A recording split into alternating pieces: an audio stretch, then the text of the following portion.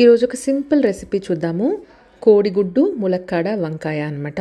ఇవన్నీ కలిపి కూర చేసుకుంటే చాలా టేస్టీగా ఉంటుంది. వేడి వేడి అన్నంలోకి ఒక్క కూర కలుపుకొని చక్కగా కోడిగుడ్డు నంచుకొని తింటే చాలా రుచిగా ఉంటుందన్నమాట. చూసారు కదా. కొత్తగా చూసేవాళ్ళు మన ఛానల్ని సబ్స్క్రైబ్ చేసుకోవటం మర్చిపోవద్దు.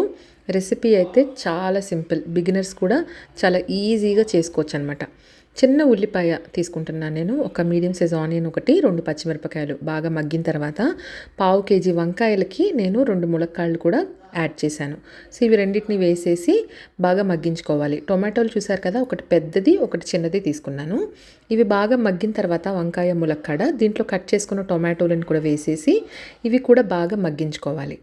ఇవి మగ్గిన తర్వాత దీంట్లోనే సరిపడా ఉప్పు, సరిపడా కారము వేసుకొని ఒక టీ గ్లాస్కి ఇంకో కొంచెం ఎక్కువ వాటర్ని వేసుకొని ఒక్క ఉడికొచ్చిన తర్వాత ఉడికించి పెట్టుకున్న కోడిగుడ్లను కూడా వేసేసి కర్రీ అంతా దగ్గరికి వచ్చేలాగా ఉడికించుకుంటే రెడీ అయిపోతుందండి.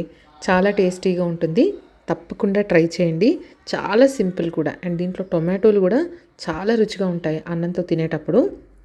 అయితే కోడిగుడ్లకి తప్పకుండా ఘాట్లు పెట్టండి. చుట్టూరా పెడితే కనుక ఈ పులుసు అంతా కూరలోకి వెళ్ళి, అంటే కోడిగుడ్లలోకి వెళ్ళి రుచి ఇంకా బాగుంటుంది. ట్రై చేయండి తప్పకుండా. ఓకే.